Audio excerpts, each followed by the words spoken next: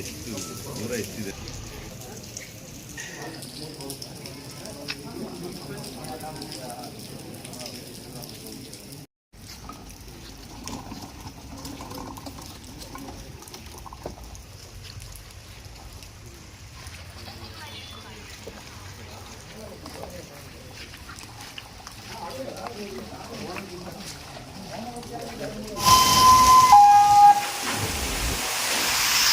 ಕಾಡುಕೋಣ ದಾಳಿಗೆ ಒಂದು ಮಹಿಳೆ ಕೂಡ ಗಾಯಗೊಂಡಿದೆ, ಅಲ್ಲ ಡೆತ್ ಆಗಿದೆ ಗೊತ್ತಿಲ್ಲ, ನೋಡುವ.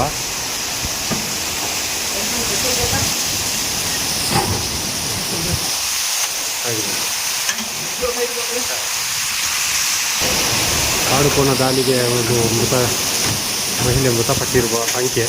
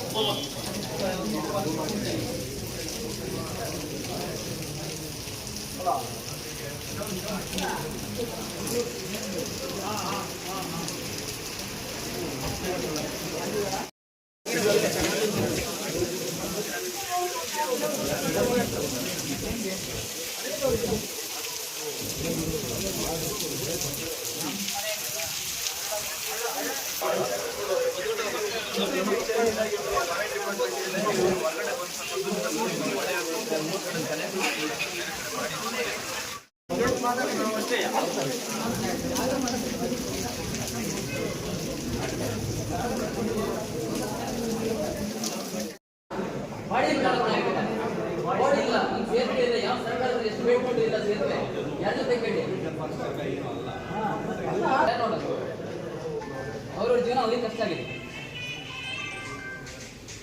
ನೀವು ಸ್ವಲ್ಪ ಹಂಚ್ಕೊಳ್ಳಿ, ಯಾವಾಗ ಗೊತ್ತಾಗ್ತದೆ. ಈ ಪರಿಸ್ಥಿತಿ ಆದ್ರೆ ಬಿಡದೇ ಇಲ್ಲ ಅದನ್ನು. ಆ ಸಮಸ್ಯೆ ಏನು ಅಂತ ಹೇಳ್ಬಿಟ್ಟು, ಯಾಕಂದ್ರೆ ನೀವು ಆ ಮನೆ ಕಟ್ಟಕ್ಕೆ ತಡೆ ಮಾಡಿದ್ರೆ ಫಾರೆಸ್ಟ್ ಆಫೀಸ್, ಯಾರು ಅಲ್ಲ, ಅಣ್ಣ ತಮ್ಮದರು ಅಲ್ಲ, ಯಾವ ಘಾಟಿ ಪ್ರಾಣಿಗಳಲ್ಲ. ಇಲ್ಲಾಂದ್ರೆ ಪ್ರಾಣಿಗಳ ಸಾಧ್ಯನೇ ಇಲ್ಲ. 10 ಕಿಲೋಮೀಟರ್ ಒಳಗಡೆ ಇದರ ಅದೇ ಫೋನ್ ಹೊಡಿಲಿ, ಭೇಟಿ ಮಾಡಕ್ ಹೋಗಿರ ಅಂತ ಹೇಳಿ ಗಲ್ಲಿಗೆ ಬರ್ತೀರಿ. ಒಂದು ಬಾರಿಸಿ ಗಿಡ ಅವರಂಗಿಲ್ಲ, ಕಾಫಿ ಗಿಡ ನಟ್ಟು ಬೆಳೆದು ನಂಗಿಲ್ಲ, ಹೊಟ್ಟೆ ಪಾಡಿಗೋಸ್ಕರ ಬರ್ತಾರೆ. ಇಲ್ಲಿಂದ ಕೊಪ್ಪ ಡಿಪಾರ್ಟ್ಮೆಂಟ್, ಎಲ್ಲ ಡಿಪಾರ್ಟ್ಮೆಂಟ್ ಬರ್ತೀರಾ ಹೊಟ್ಟೆ ಪಾಡಿಗೋಸ್ಕರ. ಎಷ್ಟು ಬೇಜಾರಾಗುತ್ತೆ. ಈಗ ಕಷ್ಟನ ದಹನ ನೀಗ್ಸೋಕೆ ಯಾರು ಇಲ್ಲ. ಎಷ್ಟು ಬೇಜಾರಾಗುತ್ತೆ ಗೊತ್ತಾ. ಒಂದ್ಸರಿ ನೆನೆಸಿದ್ರೆ ಕುದಿಯುತ್ತೆ.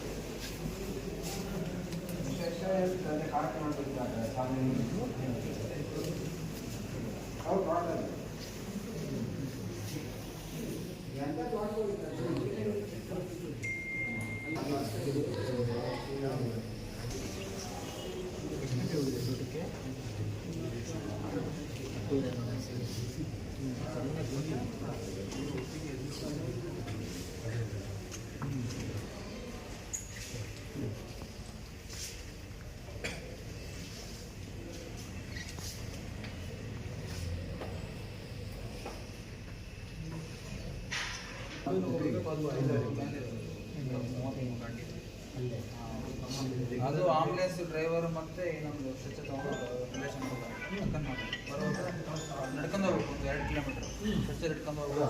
ಕಾಟಿಗೆ 9 ಕಾಟಿಗೆ ವಾಪಸ್ ಇದ್ದು ಗಾಡಿಲೇ ಕೊಡ್ತಿದ್ರು. ಮತ್ತೆ ಇವರು ಮತ್ತೆ ಇನ್ನೊಂದು ಭಾವ ತಾಂಬೂರು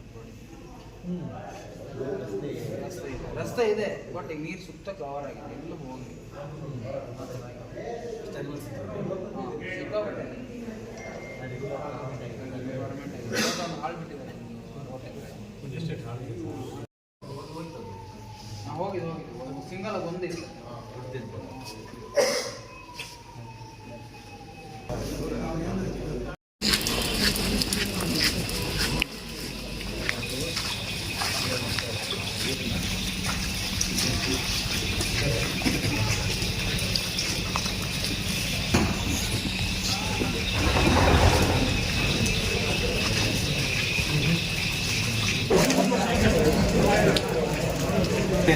ಶಾಶ್ವತ ಪರಿಹಾರನ ಅಥವಾ ಇವಾಗಲೇ ನೀವು ಕಾಂಪನ್ಸೇಷನ್ ಕೊಟ್ಟು ಕಳಿಸ್ತೀರಾ? ನಾವು ಇಲ್ಲಿ ಕಾಡ್ಕೋಣ ಶಾಶ್ವತ ಪರಿಹಾರ ಮಾಡಬೇಕು ಅಂತಾನೆ. ಅಲ್ಲ ಸರ್, ಒಂದೊಂದು ಹಿಂಡಲ್ಲಿ 30, 40, 50 ರೈತರು ಸಮೇತ ಇಲ್ಲಿ ಏನು ಪ್ರಾಬ್ಲಮ್ ಇದೆ ಅಂತ ಹೇಳಿದ್ರೆ ಮನೆಗೆ ಅಲ್ಲಿ ಬರೋದು, ಹಾನಿ ಮಾಡೋದು, ಗುದ್ದೋದು, ಹೋಗೋದು, ಇಡೀ ಕಾಡು ಏನು ಅಡಿಕೆ ಗಿಡ, ಕಾಫಿ ಯಾವುದಿದ್ರು ಸಮೇತ ಒಂದಕ್ಕೂ ಯಾವುದಕ್ಕೂ ಉಳಿಗಾಲಿಲ್ಲ. ಆ ಥರ ಪರಿಸ್ಥಿತಿ ಆಗಿದೆ ಈಗ. ನೀವು ಅದು ಶಾಶ್ವತ ಪರಿಹಾರ ಏನಾದ್ರು ಕೊಡೋಗಿದ್ರೆ ಹೇಳಿ, ಇಲ್ಲ ಅಂತ ಹೇಳಿದ್ರೆ ಬೇಡ ನಮಗೆ. ನೀನೇನು ಹೇಳ್ತೀರಾ? ಇಲ್ಲ, ಅದಕ್ಕೆ ಬಿಟ್ಟಿದ್ದಾರೆ, ಅದಕ್ಕೆ ಪರ್ಮನೆಂಟ್ ಆಗಿ ಅಲ್ಲೇ ನಿಂತಿದೆ ಅಂತ ಗೊತ್ತು ಬಂದಿದೆ ಇವಾಗ.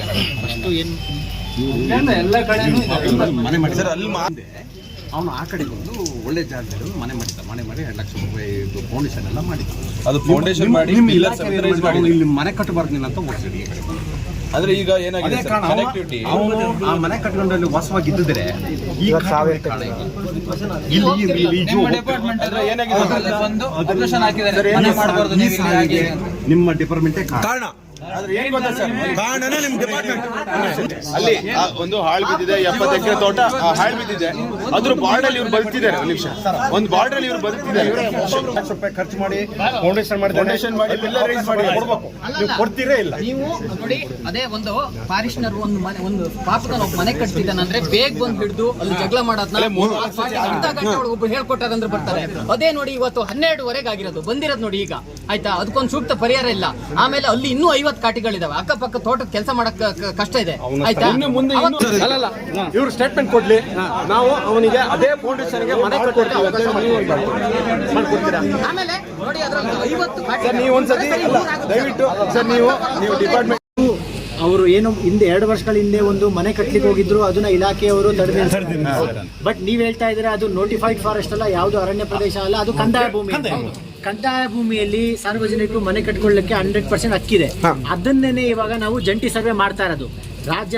ಮಾನ್ಯ ರಾಜ್ಯ ಸರ್ಕಾರ ಹೋದ ವರ್ಷ ಏನ್ ಮಾಡಿದೆ ಅಂತ ಹೇಳಿದ್ರೆ, ಯಾವುದು ಅರಣ್ಯ ಭೂಮಿ ಅಲ್ಲ, DC ರಿಸರ್ವ್ ಜಾಗ ಆಗಿರ್ಬೋದು, ಡೀಮ್ ಫಾರೆಸ್ಟ್ ಆಗಿರ್ಬೋದು, ಸೆಕ್ಷನ್ 4 ಆಗಿರ್ಬೋದು, ಈ ತರ 94C ಆಗಿರ್ಬೋದು, ಪಕ್ಕಾ ಪೋಡಿ ಪೆಂಡಿಂಗ್ ಆಗಿದೆ ಅಂತ ಹೇಳ್ಬೋದು. ಅದಾದ್ಮೇಲೆ ಸಾಗುವಳಿ ಚೀಟಿಂಗ್ ಅಪ್ಲಿಕೇಶನ್ ಹಾಕಿದರೆ ಇನ್ನೂ ಬಂದಿಲ್ಲ. ಫಾರ್ಮ್ 50, 53, 57 ಆಗಿರ್ಬೋದು. ಯಾವ್ದ್ಯಾವ್ದು ಪೆಂಡಿಂಗ್ ಇದೆಯೋ ಅದೆಲ್ಲಾನು ತ್ವರಿತವಾಗಿ ಪೂರ್ಣಗೊಳಿಸಬೇಕು ಅಂತ ಹೇಳ್ಬಿಟ್ಟು ಟೋಟಲು 185 ಗ್ರಾಮ ಈ ಎಂಟೈರ್ ಚಿಕ್ಕಮಗಳೂರು ಜಿಲ್ಲೆಯಲ್ಲಿ ಬಾಧಿತವಾಗಿರುವಂಥ ಗ್ರಾಮ. ಆ ಗ್ರಾಮದಲ್ಲಿ ಯಾವುದನ್ನು ಹಕ್ಕುಪತ್ರ ಕೊಡೋಕ್ಕಾಗ್ತಾಯಿಲ್ಲ, 94C ಮಂಜೂರು ಮಾಡೋಕ್ಕಾಗ್ತಾಯಿಲ್ಲ, ಏನು ಮಾಡೋಕ್ಕಾಗ್ತಾಯಿಲ್ಲ. ಅದಕ್ಕೇ ಜಂಟಿ ಸರ್ವೆ ಕೈಗೊಳ್ಳಬೇಕು ಅಂತ ಹೇಳಿದೆ. ಆ ಕಾಮಗಾರಿ ಇವಾಗ, ಆ ಕಾರ್ಯ ಇವಾಗ ಪ್ರಗತಿಯಲ್ಲಿದೆ. ಸರ್, ಓಕೆ, ಇವಾಗ ಎಮರ್ಜೆನ್ಸಿ ಆಗಿದೆ. 100% ಏನಾದ್ರು 100% ಅವ್ರಿಗೆ ಅಲ್ಲಿ ಮನೆ ಕಟ್ಕೊಳ್ಳೋಕೆ ಎಲ್ಲ ರೀತಿಯ ಹಕ್ಕು ಅದು ಇತ್ತು ಅಂದ್ರೆ 100% ಕಟ್ಬಹುದು. ನೀವೇ 100% ಕಟ್ಬಹುದು. 100% ಅಲ್ಲ, ಅದರಲ್ಲೂ ಒಂದ್ ಕನ್ಸರು 53 ಇದು ನಿಮ್ದು ಡಾಕ್ಯುಮೆಂಟ್ ತೆಗಿರಿ, ರೆಕಾರ್ಡ್ ಆಗಿದೆಯಾ, ನಿಮಗೆ ಕ್ವಶನ್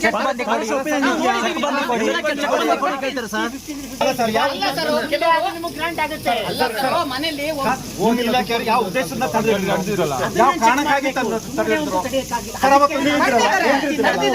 ಬನ್ನಿ ಸರ್, ನೀವು ಬನ್ನಿ.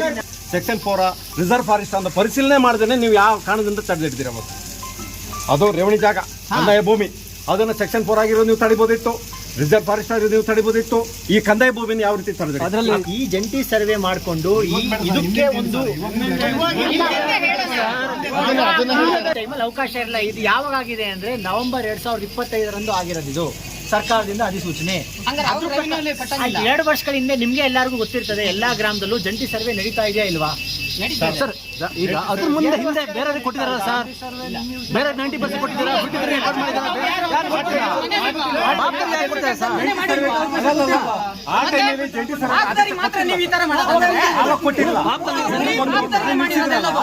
ಆ ಟೈಮಲ್ಲಿ ಕೊಟ್ಟಿಲ್ಲ, ನಂತರ ಜಂಟಿ ಸರ್ವೆ ಇಲಾಖೆ ಕೊಟ್ಟಿದ್ದು. ಆ ಟೈಮಲ್ಲಿ ಕೊಟ್ಟಿಲ್ಲ. ಅವ್ರು ಯಾವ ಉದ್ದೇಶಕ್ಕೆ ಕಂದಾಯ ಭೂಮಿನ ಅರಣ್ಯ ಅಂತ ಗೊತ್ತಾಗಿರ್ಲಿಲ್ಲ, ಜಂಟಿ ಸರ್ವೆ ಆಗಿರ್ಲಿಲ್ಲ. ಈಗ ಆರ್ಡರ್ ಆಗಿದೆ.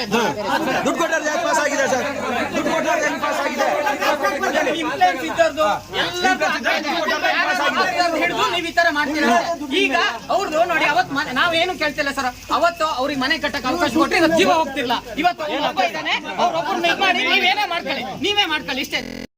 ಮನೆ ಕಟ್ಟಕ್ಕೆ ಈಗ ಅವ್ನು ಒಬ್ಬನು ಹೆಂಗ್ ಬದುಕ್ಬೇಕು ಈಗ ಅಲ್ಲಿ? ಅವತ್ತು ಮನೆ ಕಟ್ಟಕ್ಕೆ ಅವಕಾಶ ಕೊಟ್ಟು ಅವನಲ್ಲಿ ಮನೆ ಕಟ್ಟಿದ್ರೆ ಆ ಜಾಗಕ್ಕೆ ಇವ್ರು ಹೋಗ್ತಿದ್ರು. ಮನೆ ಪಕ್ಕದಲ್ಲಿ ಆಗಿದೆ. ಸರಿ, ಈಗ ಅವತ್ತು 50 ನಿಮಿಷ ಇರ್ರಿ. ಅದು ಯಾರ್ಯಾರು ಬಿಡಿಸಿದ್ರು ಅವತ್ತು ಅವ್ನ ಜಾಗನ ಅವ್ರು ಎಲ್ಲರಿಗೂ ಕರ್ಸಿ ಸರ್ ಇಲ್ಲಿಗೆ ಅವತ್ತು ಪಾಪ್ದಾನ್ ಜಾಗ ಒಬ್ಬೊಬ್ರು ದುಡ್ಡು ಕೊಟ್ಟು ಎಲ್ಲರಿಗೂ ಜಾಗ ಕೊಡ್ತಾರೆ ಸರ್. ದುಡ್ಡು ಕೊಟ್ಟು ಎಲ್ಲರಿಗೂ ಜಾಗ ಕೊಡ್ತಾರೆ ಅಂದ್ರೆ ಎಷ್ಟು ಎಕರೆ ಕೊಡ್ಬಾರ್ದು ಬೇಕಾದ್ರೆ ಕೊಡ್ಬೋದು ದೊಡ್ಡ ಮನುಷ್ಯರಿಗೆ ದುಡ್ಡು ಕೊಟ್ಟರೆ ದುಡ್ಡೆಲ್ಲ ಜೀವನ ನಡೀತಿದೆ ಎಲ್ಲರೂ ಯಾರೆಲ್ಲ ಜೀವನ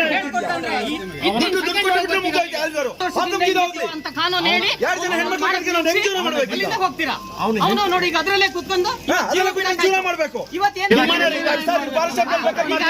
ಅಲ್ಲೇ ಮಾಡ್ಕೊಳ್ಳಿ ನೀವು ಅಲ್ಲೇ ದಮನ್ ಮಾಡ್ಕೊಳ್ಳಿ ಪಾರಿಶಾಲಿ ಎದುರುಗಡೆ ಮಾಡ್ಕೊಳ್ಳಿ ಅಲ್ಲ, ಅದ್ರ ಪಕ್ಕದಾಗ ಎಸ್ಟೇಟ್ ಹಾಳು ಬಿದ್ದಿದೆ, ಅಲ್ಲಿಂದ ಅವ್ರಿಗೆ ಕಾಡ್ಕೊಳೋದು ನಿಮಗೆ ಸಮಸ್ಯೆ ಆಗಿದೆ ಅಂತ ನೀವು ಹೇಳಿದ್ರ. ಈಗ ಅವ್ನು ಒಬ್ಬನೇ ಇರೋದು, ಅಕ್ಕಪಕ್ಕದಾಗ ಇನ್ನೂ ಮನೆಗಳಿದಾವೆ, 2 ಎಕರೆ 3 ಎಕರೆ ಜಮೀನ್ ಮಾಡ್ಕೊಂಡು ಈಗ 50 ಇದಾವೆ, ಬರೋಸರಿ 100 ಆಗುತ್ತೆ. ಎಲ್ಲರ ಮನೇಲಿ ಇದೇ ತರ ಪ್ರಾಣ ಹೋಗಿ 20 ಲಕ್ಷ ಕೊಟ್ಟು ನಾವು ಅದೇ ಬೌಂಡ್ರಿ ಇರೋರು, ನಮಗೂ ಜಮೀನ್ ಇದ್ದರು, ಅದಕ್ಕೊಂದು ಪರಿಹಾರ ಹೇಳ್ಬೇಕಲ್ಲ ಈಗ. ಅದಕ್ಕೆ ಬೇಕಲ್ಲ. ನೋಡ್ಲೇಬೇಕು ನೀವು. ಪಕ್ಕ ಬರ್ತೀರಾ ನಾಳೆ 100% ಬರ್ತೀನಿ. ಇಲ್ಲಿ ಬಂದು ಯಾರಾದ್ರೂ ನಾನು ಯಾಕೆ ಬರ್ತೀನಿ ಅಂತ ಹೇಳೋದು? ಸರ್ ನೀವು ಬರೋದಾಗ ನಾವು ಬಾಡಿ ತಾಡೋಲ್ಲ, ಬಾಡಿ ಅಂತೂ ತಾಡೋಲ್ಲ, ಬಾಡಿ ತಾಡೋಲ್ಲ.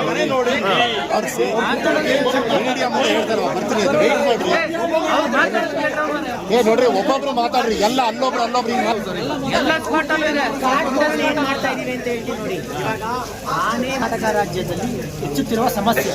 ಆನೆಗೆ ಏನ್ ಮಾಡ್ತಾ ಇದೀವಿ ಅಂದ್ರೆ, ಯಾವುದೇ ಆನೆ ದಾಳಿ ಮಾಡ್ತು ಅಂದ್ರೂ ಆನೆಗೆ ಕೆಮಿಕಲ್ಸ್ ಕೊಟ್ಬಿಟ್ಟು ಮತ್ತೊಬ್ಬರದ್ದು ಔಷಧಿ ಕೊಟ್ಬಿಟ್ಟು ಅದನ್ನ ಕರ್ಕೊಂಡು ಹೋಗೋ ಟೆಕ್ನಿಕ್ ಇದೆ ನಮ್ಮ ಹತ್ರ. ಕಾಡ್ಕೊಂಡೋಗಿ ಎಲ್ಲೂ ಎಂಟೈರ್ ದಕ್ಷಿಣ ಭಾರತದಲ್ಲಿ ಎಲ್ಲೂ ಆಗಿಲ್ಲ.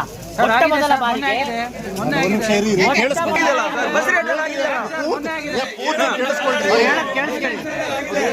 ಎಲ್ಲಿ ಮಾಡಿದ್ವಿ, ಕಪ್ಪಾಲ್ ಮಾಡ್ಬಿಟ್ಟು ಒಂದು ಕಾರ್ಕೋಣ ಇಳಿದ್ಬಿಟ್ಟು ಇವಾಗ ಶಿವಮೊಗ್ಗ ಝೂಗೆ ಬಿಟ್ಟಿದೀವಿ. ಅದು ಇವಾಗ ಕರೆಕ್ಟ್ ಆಗಿದೆ.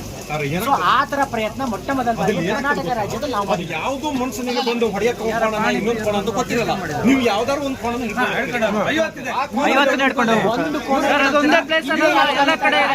ಏನೋ ಪ್ರಕ್ರಿಯೆ ನಡೆದಿತ್ತಾ? ಸೊ ಆ ತರ ಮೊದಲು ಇದಕ್ಕೋಸ್ಕರನೇ ಕಾಡ್ಕೊಳೋ ಸಮಸ್ಯೆ ಜಾಸ್ತಿ ಆಗ್ತಾ ಇದೆ ಅಂತ ಹೇಳ್ಬೋದು. ಆದ್ರೆ ನಮ್ಮ ಮಾನ್ಯ ಅರಣ್ಯ ಸಚಿವರು ಮತ್ತು ಅರಣ್ಯ ಮುಖ್ಯಸ್ಥರು ಎಲ್ಲಾರನ್ನು ಮಾಡಿಬಿಟ್ಟು ಕೊಪ್ಪ ಭಾಗದಲ್ಲೇ ಮಾಡಿ, ಬೇರೆ ಕಡೆ ಇಲ್ಲ, ಕೊಪ್ಪ ಭಾಗದಲ್ಲೇ ಮಾಡಿ ಹೇಳ್ಬಿಟ್ಟು ಕೊಪ್ಪದಲ್ಲಿ ಒಂದು ಪ್ರಾಯೋಗಿಕವಾಗಿ ಒಂದು ಕಾಡ್ಕೊಳನ ಸಕ್ಸಸ್ಫುಲ್ ಆಗಿ ಹಿಡಿದಿದ್ವಿ. ಹಿಂದೆ ಹಾಸನಲ್ಲಿ, ಸಿರ್ಸಿ, ಉತ್ತರ ಕನ್ನಡದಲ್ಲಿ, ಹಾಸನದಲ್ಲಿ, ಮೈಸೂರಿನಲ್ಲೆಲ್ಲ ಕಾಡ್ಕೊಂಡು ಹಿಡಿಬೇಕಾದ್ರೆ ಏನಾಗ್ತಾ ಇತ್ತು ಅಂತ ಹೇಳಿದ್ರೆ, ಆ ಟೆಕ್ನಿಕ್ಕು, ಆನೆ ಹಿಡಿಯೋ ಥರ ಟೆಕ್ನಿಕ್ಕು ಪರಿಗಣನೆ ಆಗಿರಲಿಲ್ಲ ನಮ್ಮ ಹತ್ರ. ಸೊ ಅದನ್ನ ಇವಾಗ ಸಕ್ಸಸ್ಫುಲ್ ಆಗಿ ಒಂದು ಮಾಡಿದೀವಿ. ಅದೇ ತರನೇ ಮುಂದಿನ ದಿನಗಳಲ್ಲಿ ಅದೇ ತರನೇ ಎಲ್ಲೆಲ್ಲಿ ತರ ಸಮಸ್ಯೆ ಇದೆ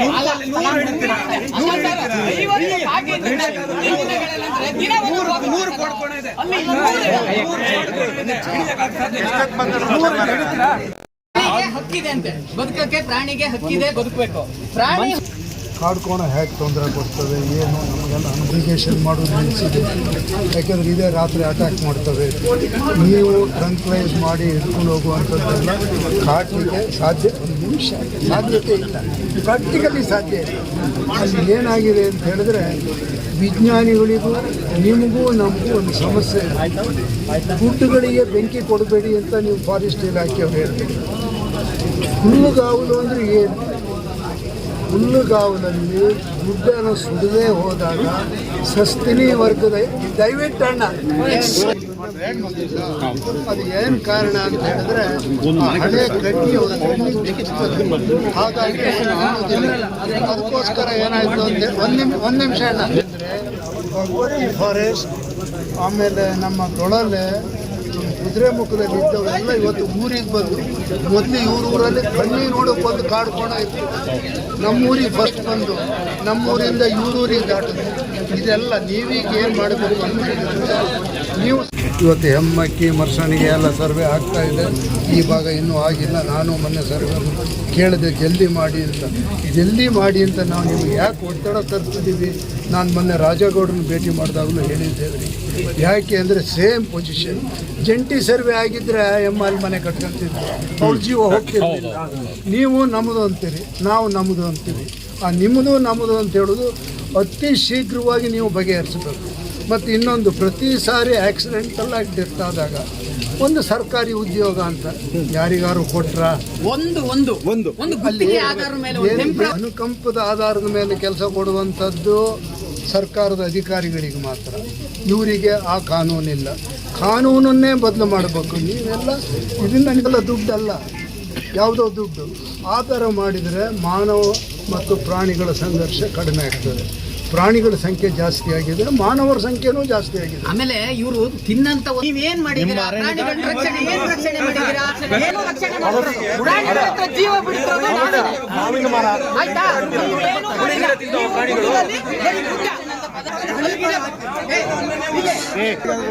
ಒಂದು ಬಾಳೆ ಗಿಡ ನೆಟ್ರೆ ಮನುಷ್ಯ ತಿಂತಾನೆ, ನಾಡು ಪ್ರಾಣಿ ತಿನ್ನುತ್ತೆ, ಅದರಿಂದ 100 ಪ್ರಾಣಿಗಳು ಪಕ್ಷಿಗಳು ಬದುಕ್ತವೆ.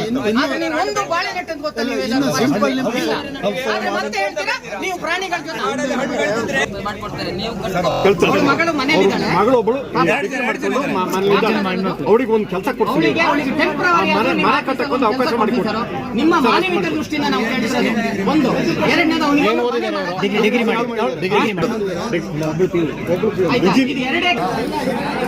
ನಿಮ್ಮ ಇಲಾಖೆಯಲ್ಲಿ ಅದು ವೋಚರ್ ಪೇಮೆಂಟ್ ಅಂತ ಹೇಳ್ಬೋದು, ಅಷ್ಟು ಬಿಟ್ಟರು ಬೇರೆ ಏನಿಲ್ಲ.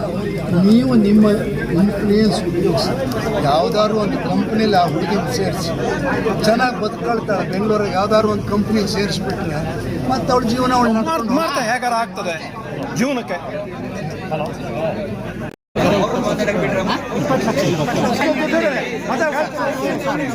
ಮಾಶಾಸನ ಮಾಶಾಸನ 5 ವರ್ಷ ಹಾಗಾದ್ರೆ 5 ವರ್ಷ ಅಮ್ಮ ಬದುಕಿರೋದು. ನಾಳೆ ಬಂದು ಅಲ್ಲಲ್ಲ, ನಮಗೆ ಫಸ್ಟ್ ನಾವು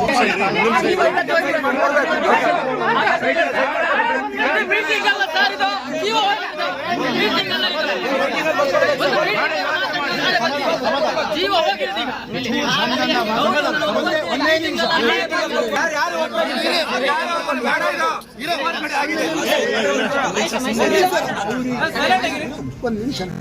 ತಪ್ಪಲ್ಲ. ನಾನು ಇದ್ರಲ್ಲಿ ಬೇಜಾರು ನೋಡಿದೀವಿ. ಮಾತನಾಗ ನಡ್ಕೊಬೇಕು.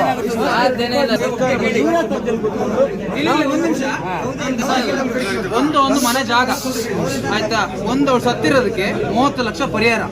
ಅದರ ನೆಕ್ಸ್ಟ್ ತಿಂಗಳಿಗೆ 5,000 ಪೆನ್ಷನ್ ಬರ್ಬೇಕು ಅವರಿಗೆ ಇಲ್ಲಿಗೆ 100 ವರ್ಷ ಆಗುತ್ತೆ. ಅವರಿಗೆ 54 ವರ್ಷ ಇವಾಗ, ಇನ್ನು 20 ಲಕ್ಷದ ಮೇಲೆ ಕೊಡಕ್ಕಾಗೋದಿಲ್ಲ.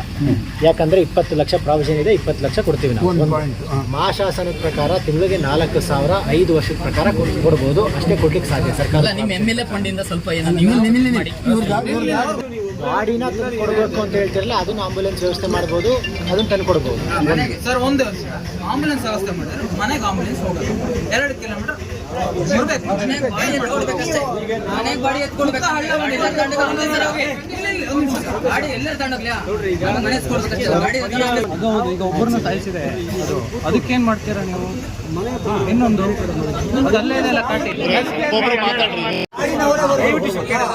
ನಾವು ನಿಮ್ಗೆ ಏನು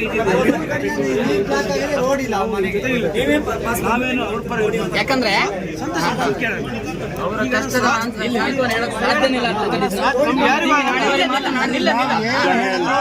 ತೋರ್ಗಾಣಿಕೆ ಮಾತ್ರ ಸಾಧ್ಯ ಇಲ್ಲ. ಅದೊಂದು ಯಾಕಂದ್ರೆ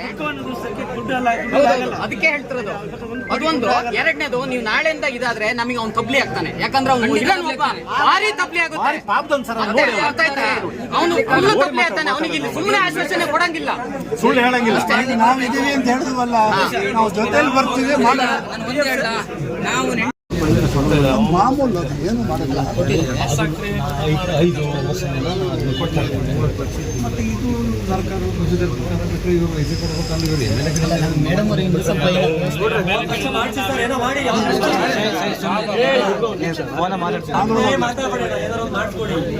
ಏನಕ್ಕೆ ಇಂಥ ತುಂಬಾ ಆಗಿದ್ದಾವೆ. ಒಂದು ಸಮಸ್ಯೆ ಅಲ್ಲ.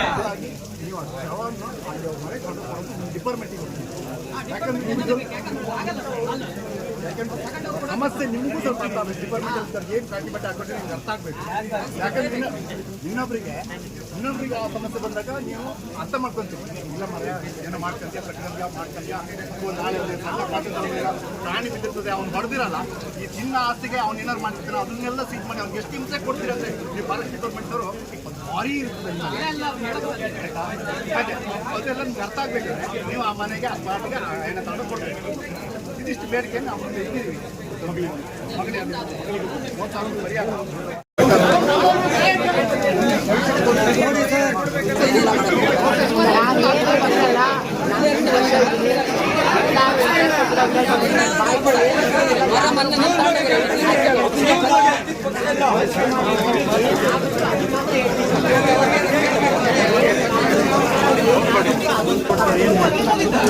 ₹200 ಕೊಡಬೇಕು, ನನ್ನ ಕೈಯಿಂದ ಕೊಡಬೇಕಾಗುತ್ತೆ.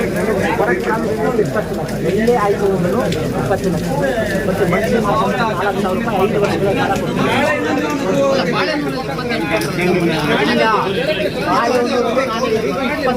ಮಾತ್ರ ಕೊಡ್ತೀನಿ.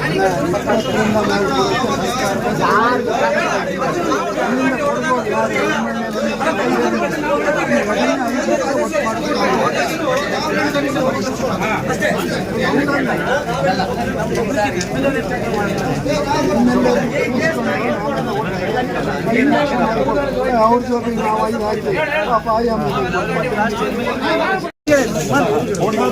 ಸೂಕ್ತ ವ್ಯವಸ್ಥೆ ಹಂಗಂತ ಹೇಳ್ಬಿಟ್ಟು ಅವರು ಕಂಪ್ಯೂಟರ್ ಬರಲಿಲ್ಲ ಅಂತ ಹೇಳಿದ್ರೆ ನಮ್ಮ ಆಫೀಸಲ್ಲಿ ಕಂಪ್ಯೂಟರ್ ಟೈಪ್ ಮಾಡೋ ಅಂತ ಅದಕ್ಕೆ ಫಸ್ಟ್ ಅವ್ರನ್ನ ಕಲಿಸ್ತೀವಿ ನಾವು. ಹೇಳಾದ್ಮೇಲೆ 100% ಕಲಿಸ್ತೀವಿ. ಅವ್ರು ಏನು ಓದಿದ್ದಾರೆ ಏನು ಎತ್ತ ಅಂತ ಚೆಕ್ ಮಾಡ್ತೀವಿ. ಅದಾದ್ಮೇಲೆ ಪರಿಹಾರ ಕೊಡಲಿಕ್ಕೆ ವ್ಯವಸ್ಥೆ ಮಾಡ್ತೀವಿ. ಅದು ಗ್ರಾಜುಯೇಷನ್ ಮಾಡಿ ಅದನ್ನ ಮಾಡ್ತಾರಾ? ಡಿಗ್ರಿ ಮಾಡಿಬಿಟ್ಟು ನಮ್ಮಲ್ಲಿ ಕೊಡೋದು 15,000 16,000 ರೂಪಾಯಿ ಸಂಬಳ. ಗ್ರಾಜುಯೇಷನ್ ಮಾಡಿದ ಹುಡುಗಿ ಆ ಕೆಲಸ ಮಾಡುತ್ತಾ? ಯಾವ್ದು ಆಗಲ್ಲ ಅಂತ ಅವ್ರು ಮಾಡ್ತೀರಾ ಅಂತ ಹೇಳಿದ್ರೆ ಟೆಂಪ್ರರಿ ಮಾಡ್ತಾರ. ಇಂಜಿನಿಯರಿಂಗ್ ಮಾಡಿದವ್ರು ಅವ್ರಿಗೂ ಒಂದು ಟೆಂಪ್ರರಿ ಗೌರವ ಅಂತ ಮಗ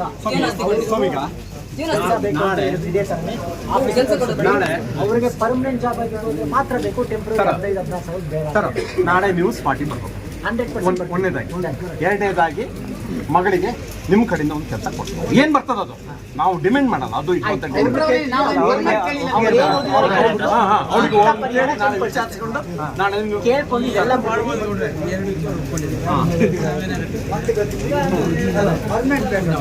ಅದೇ ಇನ್ನು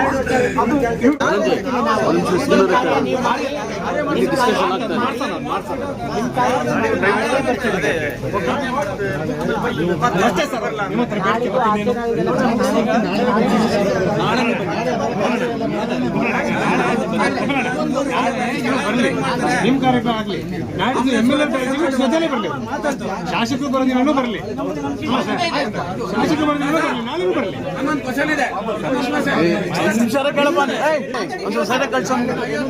ಡಿಸ್ಕಷನ್ ಆಗ್ತಾ ಇದೆ. ಬರಲೇಬೇಕಾಗ್ತದೆ. ಕರ್ತವ್ಯ ಆಗ್ತದೆ. ಈಗ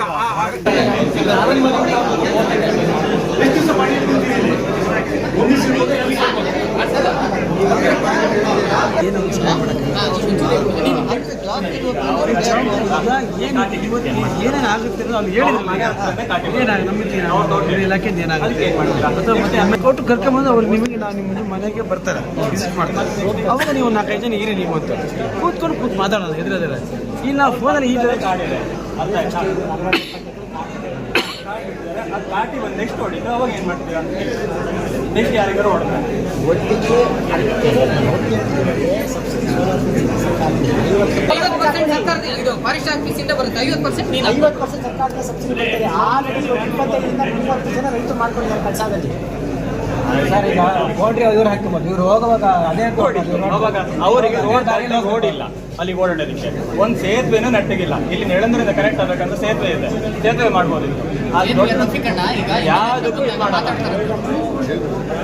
ಈಗ ಸೇತುವೆ ಮಾಡ್ತೀವಿ ನನಗೆ ಗೊತ್ತಿಲ್ಲ. ನೀವು ಪ್ರಾಣಕ್ಕಂತ ದುಃಖ ಸಾಕು ಹೇಳಕ್ಕೆ ಮಾತ್ರ ಆಗಲ್ಲ. ದಾರಿ ಬಿಡಿಸಿಕೊಡ್ತೀರಾ? ಮಾಡ್ಕೊಂಡೇ ಬಂದಿದ್ದೀವಿ. ಹಾಂ, ಅಲ್ಲ ಅಲ್ಲಿ ಮಾಡಿಕೊಡ್ಬೇಕು. ರೋಡಿನ ಸಮಸ್ಯೆ ಗೌರ್ಮೆಂಟ್ ಮೇಲೆ ಇಲ್ಲ. ಇದ್ದಿದ್ರೆ ಇಷ್ಟಂಗೆ ಎಲ್ಲಿ ಹೋಗಿದ್ರಿ? 1 ಮೀಟರ್ ಒಂದು ಕರೆಂಟ್ ನೆಟ್ಟಿಗಿಲ್ಲ ಸರ್. ಒಂದು ಕಂಬ ಸ್ವಂತ ದುಡ್ಡು ಕೊಟ್ಟು ಹಾಕ್ಸಿದ್ರೆ ಸರಿ. ಏನ್ ಮಿಸ್ಕಾಮ್ ಏನ್ ಮಾತಾಡ್ತೀರಿ ಸರ್? ಇದೀವಿ ಅಂತೇಳಿ ಏನ್ ಮಾಡ್ಬೇಕಪ್ಪ ನೀವು? ಇಲ್ಲ ಅಲ್ಲಿ ಒಂದು ನಿಮಿಷ MLA ಕರ್ಕೊಂಡ್ ಬರ್ತೀವಿ ಅಂತ ಹೇಳ್ತಾರೆ. ಏನ್ ಮಾಡ್ಬೋದು ಹೇಳಿ? ಅವರು ದಾಟಿ ಬರ್ಬೇಕು. ನೀವು ಇರೋ ಜಾಗ 2 ಎಕರೆ ಜಾಗ, ಅದನ್ನ ದಾಟಿ ಘಾಟಿ ಒಳಗಡೆ ಹೇಗ್ ಬರ್ಬೇಕು? ಫ್ಲೈಟ್ ಕೊಡ್ತೀರಾ ನಾಳೆಗೆ? ನೀವು ಬರೋವರೆಗೆ ಅವ್ರ ಜೀವನ ಮಾಡಬೇಡ.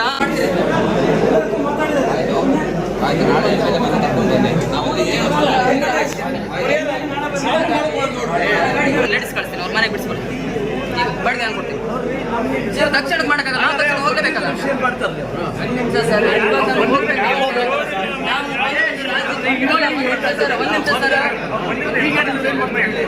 ಸಂಕಷ್ಟಕ್ಕೆ ಯಾರು ಹೌದು ನೀವೆಲ್ಲ ಜೀವ ಪಡೆಯಕ್ಕೆ ಸಾಧ್ಯನೇ ಇಲ್ವಲ್ಲ? ಅದೇ ಫಾರೆಸ್ಟರ್ ಹೋಗ್ತಾರೆ ಅಡ್ಡ ಕಟ್ಟಿ ಅದೇ ರಸ್ತೆ ಬಗ್ಗೆ ಕೇಳಿ ಇಲ್ಲಲ್ಲ ಏನ್ ಮಾಡ್ಬೇಕು?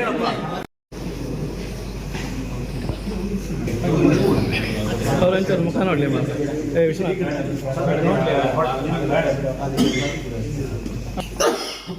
ಮೇಲೆ ಎತ್ತಿ ಸ್ವಲ್ಪ ಕ್ಯಾಮರಾ ಏನು ಹಿಡಿದು ನೀವು ಮೇಲೆ ಎತ್ತಿ ಕೆಳಗೆ ಎತ್ತಿ.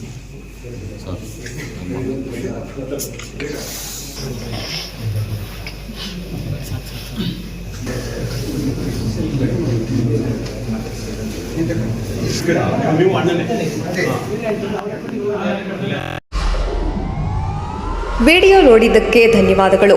ಮುಂದಿನ ವಿಡಿಯೋದಲ್ಲಿ ಸಿಗೋಣ. ಕ್ಷಣ ಕ್ಷಣದ ಸುದ್ದಿಗಾಗಿ ವೀಕ್ಷಿಸಿ ನ್ಯೂಸ್ ಕರ್ನಾಟಕ, ಸದಾ ನಿಮ್ಮ ಜೊತೆ.